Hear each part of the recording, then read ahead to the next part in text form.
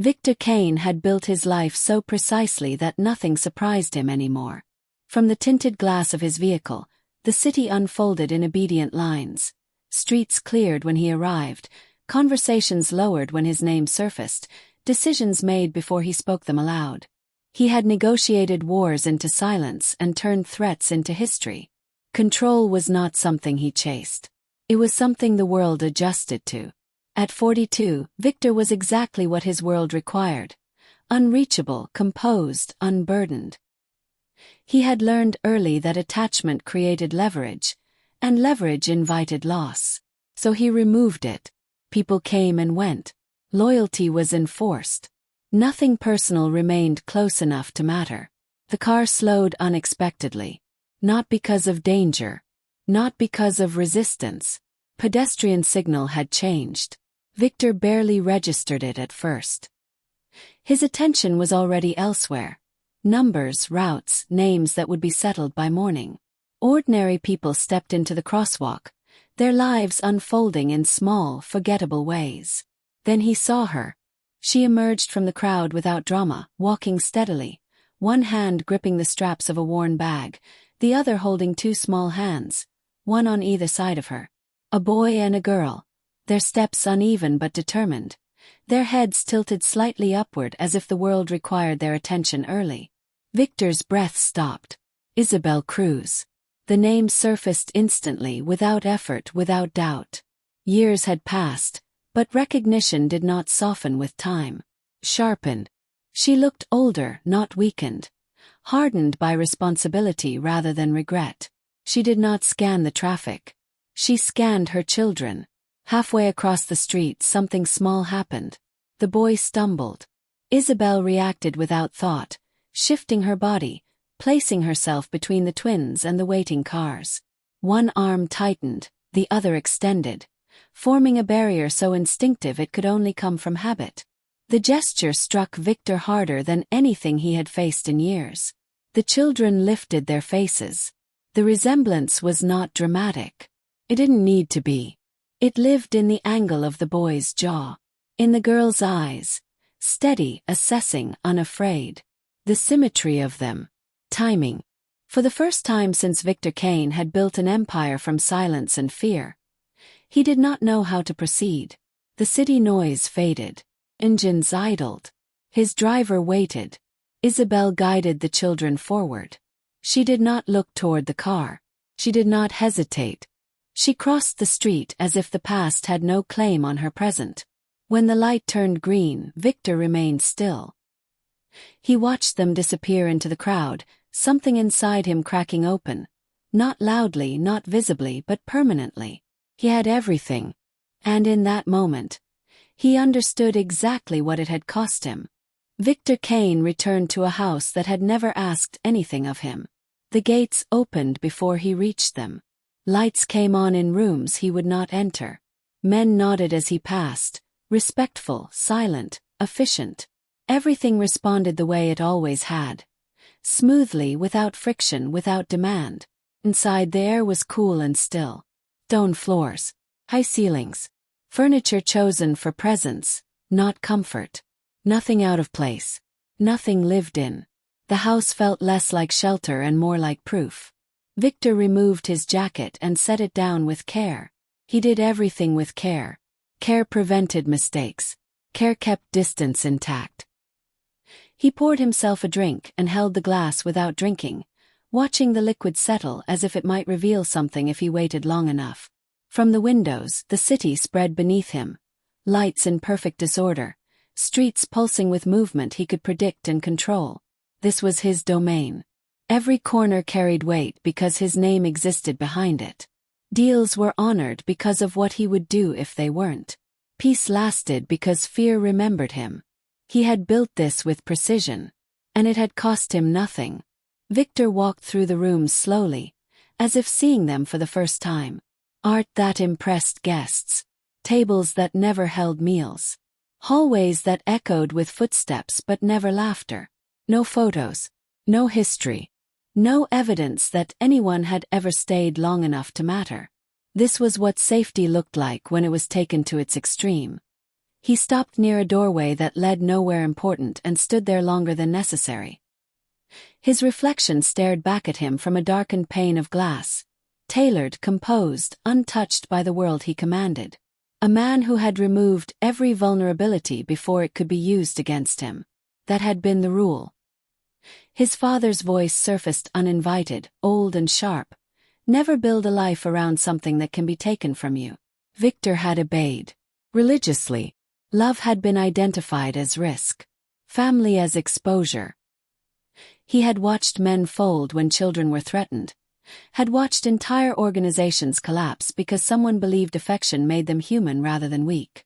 Victor chose differently. He cut clean. He walked away early. He left before consequences could attach themselves to him. Isabel had called it cruelty.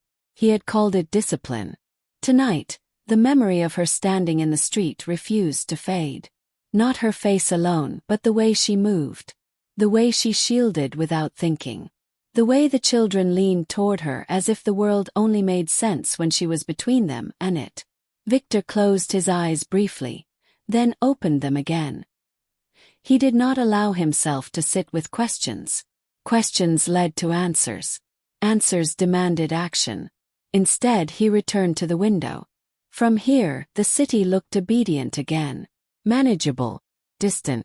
And yet, for the first time in years, the empire beneath his feet felt strangely light, as if it had been built on ground that never resisted, never pushed back, never required sacrifice. Victor Kane had won every battle that mattered in his world. And standing alone in the quiet he had designed, he understood the truth pressing in on him with unsettling clarity. Victory had never cost him anything. That was the problem. Morning arrived without ceremony. Isabel Cruz was already awake when the light began to press against the curtains, thin and gray, testing the edges of the room. She moved quietly, the way she had learned to move years ago, careful not to waste energy, careful not to disturb the fragile balance she rebuilt each day. The apartment was small but functional. Furniture mismatched. Floors worn smooth by time. Nothing decorative unless it served a purpose. Survival had taught her the difference. She brewed coffee she would barely drink and packed 2 lunches with the efficiency of routine. Bread cut evenly. Fruit washed and portioned. Everything accounted for. When you did not have much, forgetting was not an option. Leo appeared first, already alert, eyes sharp despite the early hour. Mira followed more slowly, hair tangled, expression thoughtful as she leaned against the doorway watching her mother work. They were different in ways that mattered. Leo observed the world like it might challenge him. Mira studied it as if it might reveal secrets. Isabel knelt to zip jackets, straightened collars, smoothed hair with hands that had learned to be gentle without hesitation. She kissed their foreheads quickly, not because she loved them less, but because lingering made leaving harder. "Shoes," she said. They complied without complaint. They walked everywhere. Buses cost money. Waiting cost time. Isabel held a hand on either side of her, fingers curled firmly around theirs as they stepped into the street. She did not scan the traffic for danger the way others did. She scanned for patterns. Drivers who rushed lights, corners where crowds thinned, moments when attention drifted. Fear slowed you down. Awareness kept you alive. At the school gate, Mira hesitated. "You'll be here," she said. Not a question. "I'm always here," Isabel answered. Leo nodded once, satisfied, and pulled his sister along. They disappeared into the building without looking back. Isabel waited until the doors closed before she exhaled. Her days were layered. Cleaning offices, working shifts that ended when others slept, stretching paychecks thinner than comfort allowed. She did not complain. Complaints did not change outcomes. What changed outcomes was endurance. There were moments when exhaustion crept close enough to feel dangerous. Late nights folding laundry. Early mornings when silence pressed too hard. In those moments, memory tried to intrude. Faces, promises, the night she learned absence could be permanent. She pushed those thoughts away. When she discovered she was pregnant, fear had not come from motherhood. It had come from hope. Hope tempted you to reach for what had already proven unreliable. Isabel chose certainty instead. She chose to stay, to build, to protect. At night, she sat beside Leo and Mira as they slept, watching their chests rise and fall, memorizing them as if the world might ask for proof that they existed.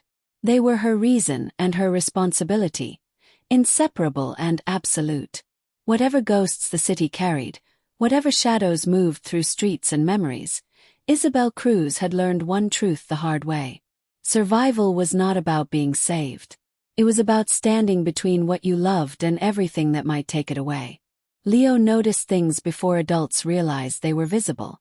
He noticed how teachers paused before answering certain questions, how voices lowered when conversations shifted too quickly, how his mother checked reflections in windows without meaning to. Patterns mattered. Patterns told you where not to stand. Mira noticed different things. She noticed silence, the kind that lingered too long after a sentence ended. The way people smiled when they were finished talking but not finished thinking. She noticed how some truths lived just outside the words chosen to avoid them. They learned early not to ask loudly. At breakfast, Leo counted how often their mother glanced at the clock. At dinner, Mira watched how Isabel listened for sounds in the hallway before unlocking the door. Neither questioned it. They accepted routine the way children accepted gravity. Unseen but reliable. On the walk to school, Leo matched his steps to his mother's, adjusting without being told. Mira stayed half a step behind, observing the street as if it might change without warning. When cars slowed too quickly, Leo's hand tightened. When strangers looked too long, Mira leaned closer. "Why do we take different streets sometimes?" Leo asked one morning, not accusatory, just curious. Isabel didn't break stride. "Because different streets wake up at different times." Leo nodded. That answer fit. Later that afternoon, Mira sat on the floor with a book she wasn't reading. She traced the same line with her finger over and over, eyes distant. "Mom," she said softly, "do people ever come back after they leave?" Isabel's hands paused for half a second before continuing to fold laundry. "Sometimes," she answered carefully. "Do they mean to?" Mira asked. Isabel looked down then, meeting her daughter's eyes. "Meaning to doesn't always change what happens." Mira accepted that. She always did. At school, Leo listened while other children talked about fathers. Voices bright, careless, unburdened. He didn't feel jealous. He felt observant. He noticed how the stories never matched the quiet at home, and he didn't assume one was better than the other. Just different. Mira drew pictures with 3 figures and never explained them. That evening, as Isabel tucked them into bed, Leo asked, "If someone was watching us, would you know?" Isabel stilled. Just briefly. "Yes," she said. "I would." Mira turned on her pillow, eyes open in the dark. "And you'd stop them?" Isabel smoothed the blanket. "Always." The room settled. Breathing slowed. The city hummed outside, indifferent and alive. In the quiet, Leo stared at the ceiling, piecing together fragments he didn't yet have names for. Mira closed her eyes, filing away questions for later. Children didn't need answers to survive.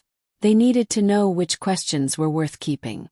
Victor had always told himself the same story. He told it until it felt solid, until it fit neatly into the architecture of his life. He told it because the alternative required admitting that he had chosen fear over courage and control over responsibility. Years ago, the apartment had been smaller than he remembered now. Too warm. Too human. Isabel stood in the kitchen with her sleeves rolled up, a faint crease between her brows that appeared only when she was trying not to be afraid. "You've changed," she said. Not accusing. Observant. Victor leaned against the counter, careful not to let his distance show. He had already decided what he would say. Decisions were easier when made early. "This isn't your world," he replied evenly. "It never was." Isabel stared at him, searching his face for something he refused to offer. "You don't get to decide what I can handle." "I do," he said. The words were colder than he intended. Or maybe they weren't. She took a step closer. Then tell me the truth. The truth had been simple. He was rising fast. Faster than anyone around him. Enemies were watching. Leverage was being calculated. A woman who loved him would become a weakness he couldn't protect. So he chose the lie that sounded like strength. "You're safer without me," he said. The moment fractured quietly. Isabel's expression didn't collapse. It hardened. That hurt more than tears would have. She nodded once, as if filing the information away for later, and stepped back. "If you walk out that door," she said, "don't pretend you did it for me." Victor didn't answer. Answers created cracks. He turned before she could see the hesitation he refused to indulge and left without looking back. That was the lie. He told himself walking away was protection. That absence was a shield. That love, when removed early enough, couldn't be used as a weapon. He built his empire on that belief, reinforcing it with results. Territory gained, rivals erased, silence maintained. Years passed. The story held. Until the day it didn't. Standing alone now, Victor replayed the memory with clarity that had nothing to do with nostalgia. He saw the kitchen not as a threat, but as a place he had abandoned because it required something he didn't know how to give: presence. The lie had been comfortable because it demanded nothing further. If leaving had been an act of love, then he owed no one explanation. No return. No reckoning. But the image of Isabel in the street, older, steadier, shielding 2 children without hesitation, exposed the truth he had avoided. Walking away had not removed danger. It had simply ensured she faced it alone. Victor closed his eyes, the weight of that realization settling in with quiet finality. He had built a life where nothing could be taken from him because he had already given it up himself. That had been the lie he lived by. And for the first time it no longer held. Victor Kane chose distance because it was familiar. From his study, he reviewed information as if it were inventory. Addresses, routines, routes traced into predictable lines. The reports were clean, impersonal. They removed the risk of imagination. He did not ask for photographs at first. Names were enough. Timetables. Patterns that explained how a life functioned without him. Isabel Cruz. School drop-offs. Work shifts. 2 children. Always together. He framed it as precaution. Observation without interference. Knowing without being known had always been his advantage. Men were placed carefully. Not close enough to be noticed. Not far enough to be useless. Car parked a block away. A face that appeared too often to be coincidence. Another that never appeared at all. 2 layers of watching. One visible to those who knew how to look. One invisible even to them. Protection but never presence. Victor watched summaries, not moments. He refused to look at Leo and Mira laughing. Refused to let reports become stories. Attachment blurred judgment. He had learned that lesson too well. And yet details slipped through. A note about the boy correcting an adult without fear. A mention of the girl standing between her brother and a stranger at a bus stop. Isabel's habit of changing routes when the city felt wrong. They were learning the world the way he had, early and without illusion. The thought unsettled him. One afternoon, a still image appeared unrequested. Mateo.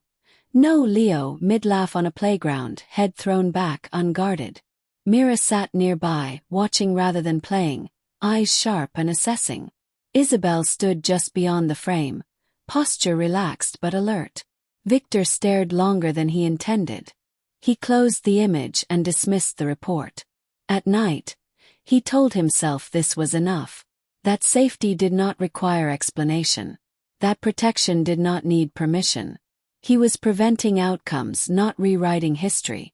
But there were moments, small, dangerous ones, when he imagined stepping forward, adjusting a jacket, saying a name, correcting something gently. He shut those thoughts down immediately.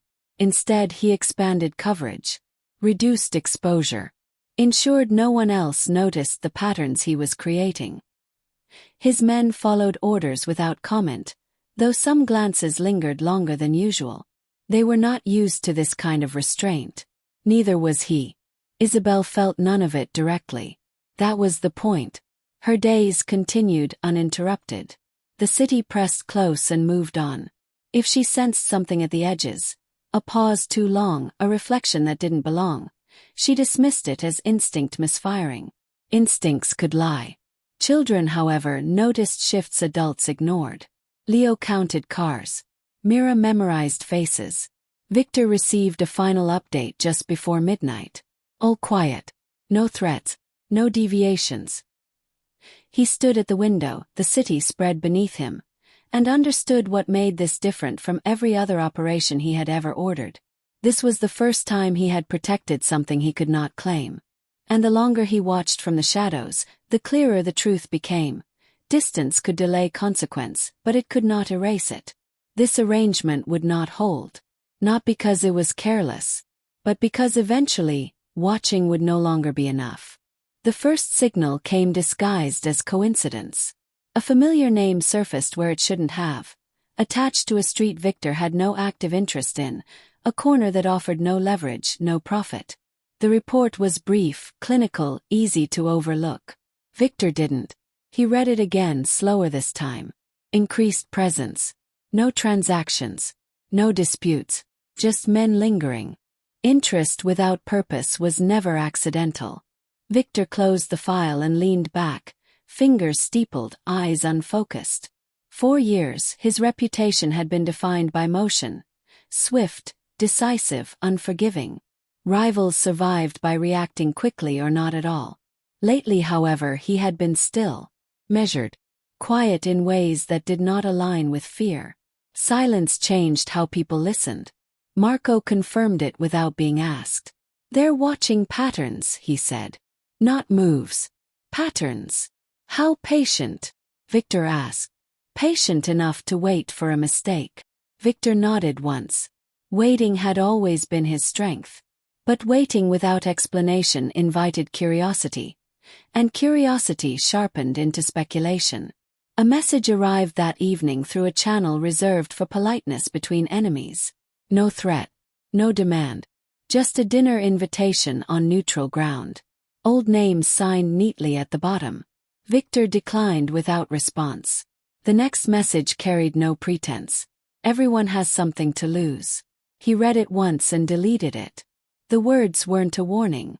They were a calculation.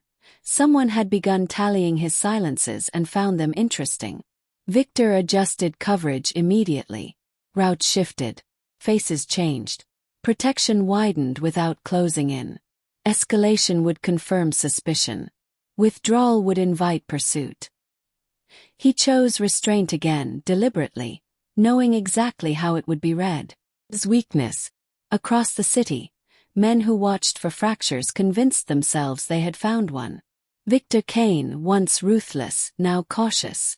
Once relentless, now contained. They whispered that power had softened, that something had tied his hands. They were not wrong about the second part. Isabel felt the city watching more closely now. Not overtly. Not enough to panic. Just a tightening. Conversations ending too quickly. A stranger's gaze lingering a moment too long. She adjusted her routines instinctively, changing nothing that mattered, preparing without knowing why. Leo noticed first. "We're being careful again," he said one morning, not accusing. Observant. Isabel smiled lightly. "We're always careful." Mira said nothing. She rarely did when something felt wrong. Victor read the night's final report in silence. No threats detected. No confrontations. The city held its breath. Standing alone in his study, he understood the risk he had created. In his world, restraint was interpreted as vulnerability. Care was mistaken for hesitation. And anything that made Victor Kane hesitate was worth exploiting. For the first time, love was no longer invisible. It had weight. And as rivals leaned closer, certain they were watching weakness form, Victor accepted the truth settling uncomfortably into place. Power had drawn attention. And now, someone would try to collect. Isabel saw him before she understood why her steps slowed. The street was busy in the way mornings always were. Too many sounds layered together, too many people moving with purpose that didn't include her. Leo walked slightly ahead, counting something only he understood.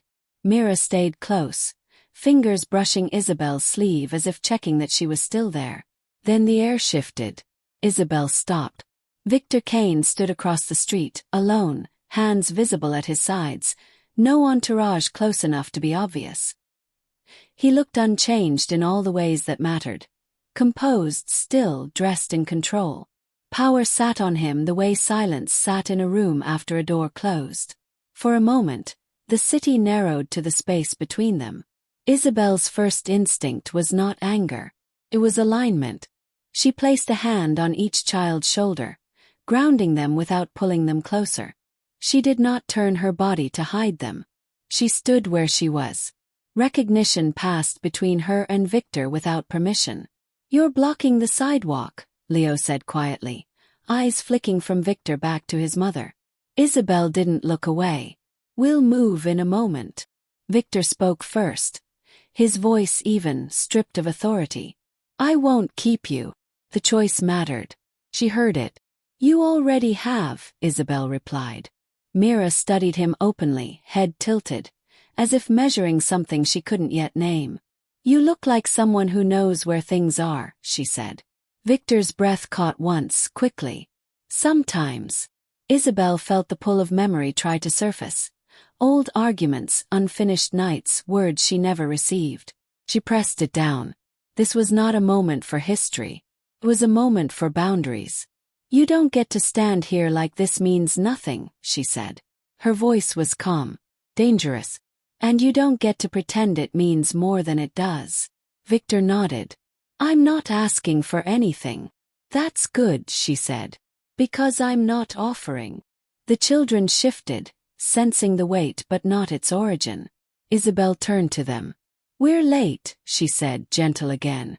As they moved past him, Victor stepped back, giving space without being asked. It was the smallest courtesy. It mattered more than apologies. Isabel paused once, just long enough to be precise. "Whatever you think you owe," she said, "it doesn't come through us." Then she walked on. Victor remained where he was, watching them go. Not frozen this time, but still. The distance between them did not close. Clarified. Recognition had happened. Reconciliation had not. And for both of them, the line was now visible. Victor Kane signed the papers without hesitation. The room was quiet in the way rooms became when men realized the outcome had already been decided. Maps lay folded where they once spread wide. Numbers that used to expand now tightened into margins. Victor stood at the head of the table, not seated, not elevated, just present. "This route closes," he said. "Effective immediately." A murmur moved through the room. Someone started to object, then stopped. Victor's expression didn't change. "That corridor was leverage," one man said carefully. "We lose pressure. We lose visibility," Victor replied. "Pressure returns. Attention does not." Another voice, lower. "Rivals will read this as retreat." Victor looked at him then. Not hard. Not threatening. Simply attentive. "Let them." He signed again. Authority redistributed. Operations consolidated. A revenue stream severed cleanly, without ceremony. It wasn't symbolic. It was real. It would cost him influence he had spent years shaping, favors he could no longer call in, a position others would scramble to fill. When the meeting ended, no one lingered. Outside, whispers began immediately. Rivals noticed the pullback within days. Movements slowed. Lines narrowed. They smiled at one another, convinced they were watching fear take shape. Convinced the king had stepped back from his own shadow. Victor didn't correct them. He stood alone later, reviewing the fallout with the same calm he applied to any loss. The numbers were clear. The cost was measurable. The benefit less so. But he knew where to look now. Across the city, Isabel adjusted her route without knowing why. Leo counted fewer cars than usual. Mira watched a man cross the street and vanish at the corner, then decided he wasn't important. The day passed without incident. That was the point. Victor watched the final report come in. No threats, no deviations, no unfamiliar patterns pressing too close. Safety held. For now. He closed the file and leaned back, a weight settling into place that felt unfamiliar but necessary. Sacrifice had always been transactional in his world. Blood for silence, territory for peace. This was different. This asked him to give up something that had defined him. Dominance. He accepted it without ceremony. Power, he understood now, was not proven by how much you could take. It was proven by what you were willing to relinquish when taking became dangerous to those you would not name. Rivals would misread the restraint. They always did. Victor let the illusion stand, knowing exactly what it bought him. And time, for once, was something he was willing to pay for. Night settled unevenly over the city. Victor stood at the window long after the lights below had arranged themselves into patterns he once read like scripture. He no longer counted routes. He measured distance differently now. The space between where he was and where he refused to intrude, the line he would not cross without invitation. He had given orders earlier that surprised no one who mattered and unsettled those who thought they understood him. Coverage remained. Escalation did not. He would be seen when it was necessary and absent when presence would endanger what he would not claim. This was not surrender. It was alignment. Victor turned from the glass and took his coat. No convoy followed. No shadows moved at his command.